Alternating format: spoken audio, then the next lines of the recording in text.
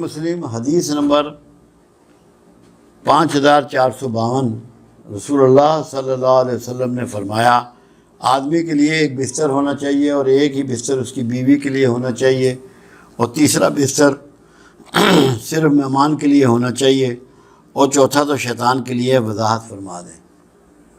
کیا وضاحت فرما دوں؟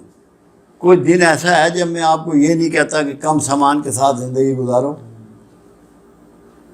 جس یورپ کو آپ بڑا فیشنیبل قرار دیتے ہیں، ان کے ہاں زندگی اس کے مطابق ہے۔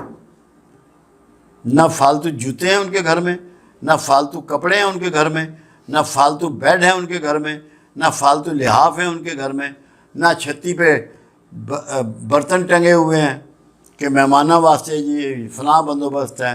2 جوڑے جوتے اور 2 جوڑے کپڑے ہوتے ہیں۔ اللہ کے رسول صلی اللہ علیہ وسلم کے پاس 3 جوڑے کپڑے تھے، ایک جب وفود آتے ہیں ان سے ملنے کے لیے، ایک غزوات میں جانے کے لیے، ایک روٹین کا پہننے کے لیے، وہی دھلنا ہے وہی پہننا ہے۔ تو یہ اس لیے آپ کو بتایا جا رہا ہے کہ اتنے کم سامان کے ساتھ جینا سیکھ لو، تمہارے مسائل ختم ہو جائیں گے، تم میں روحانیت آ جائے گی۔ سامان ایک ایسی نامراد چیز ہے جو آپ کو اللہ سے نہیں ملنے دیتا، اس کی محبت آپ کے اور اللہ کے بیچ حائل ہو جاتی ہے۔ سامان فتنہ ہے۔ اللہ کے حبیب صلی اللہ علیہ وسلم نے فرمایا کہ میری امت کا فتنہ مال ہے۔ مال میں نے سامان ہی ہوتا ہے، چاہے وہ بلڈنگیں ہوں، چاہے وہ گاڑیاں ہوں، چاہے وہ فرنیچر ہو، چاہے وہ آپ کے زیورات ہوں، چاہے آپ کے لباس ہوں، یہ سارا جو ہے یہ سارا فتنہ ہے۔ اس کے لیے بتایا کہ کتنی مختصر سامان گھر میں رکھو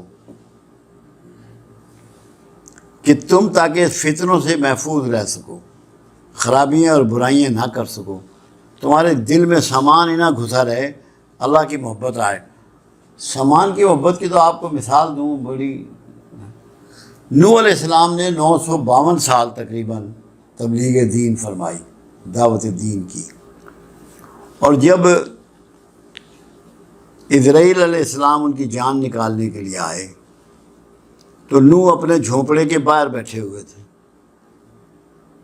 تو اسرائیل نے پوچھا کہ نوح گھر نہیں بنایا؟ فرمایا تیرے انتظار میں بیٹھا رہا ہوں، گھر کیا بناتا؟ کیوں؟ کسی کو پتہ ہے کہ زندگی کتنی ہے؟ جب یہی خبر نہیں ہے کہ میری زندگی کتنی ہے تو زیادہ سامان کا مقصد کیا؟ یہ اس لیے قرآن، یہ حدیث مبارکہ یہ کنفرم آپ کو کر رہی ہے کہ جو چوتھا بستر ہے، یعنی کہ ایکسٹرا جو سامان ہے وہ شیطانی کام ہے۔ اس کو اس طرح سمجھیں، جو تیری ضرورت ہے وہ سب ثواب کا کام ہے، بہتری کا کام ہے، اللہ کو راضی کرنے کا کام ہے، اور جو تیری ضرورت سے زیادہ جو کچھ تیرے پاس ہے وہ تجھے شیطان سے جوڑ دینے والا اور شیطان سے ملا دینے والا ہے۔ اس کو سمجھ لیں۔